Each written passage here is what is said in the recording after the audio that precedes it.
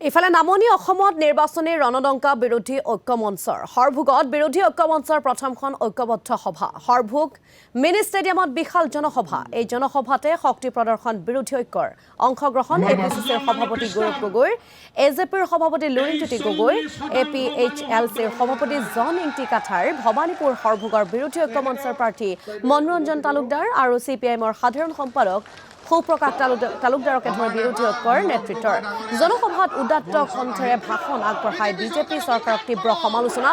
অগপৰ সভাপতি তথা খোৱাং সমষ্টিৰ প্ৰাৰ্থী লুৰিণজ্যোতি গগৈ চৰকাৰে জুবিন গাৰ্গৰ সমাধি ক্ষেত্ৰ নিৰ্মাণৰ কাম সম্পূৰ্ণ কৰিব নোৱাৰাৰ লগতে আজিলৈকে ন্যায়ো দিব নোৱাৰিলে বুলি ভাষণত উল্লেখ লুৰিণজ্যোতি গগৈ এই জনসভাতেই এপিচিচিৰ সভাপতি তথা যোৰহাট সমষ্টিৰ প্ৰাৰ্থী গৌৰৱ গগৈও সমালোচনাৰে থকা সৰকা কৰে চৰকাৰ সমগ্ৰ অসমৰ প্ৰান্তে প্ৰান্তে জনতাৰ যি ব্যাপক উৎসাহ আৰু সঁহাৰি এই সঁহাৰিয়ে সমগ্ৰ অসমৰ বিভিন্ন প্ৰান্তত আৰম্ভ হোৱা বিজেপিক উৎখাত কৰিবৰ কাৰণে আৰম্ভ হোৱা এই চুনামীয়ে বিজেপিক ব্ৰহ্মপুত্ৰৰ বুকুত দলিয়াই পেলাব সেই কথা ইতিমধ্যে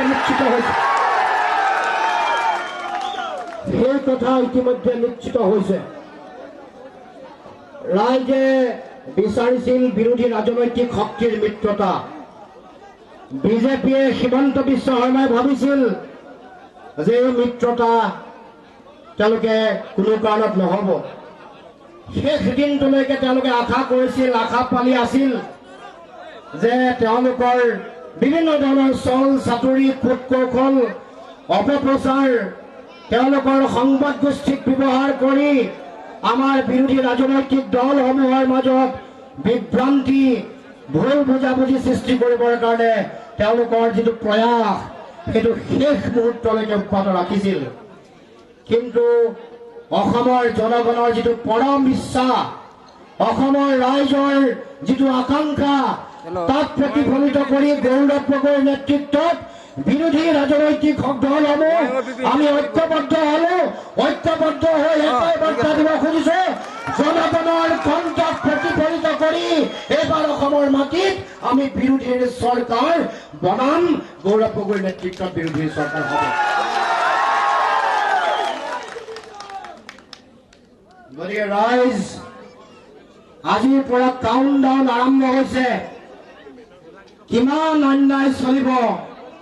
কিমান সাম্প্ৰদায়িকতাৰে সমাজ ভাঙিব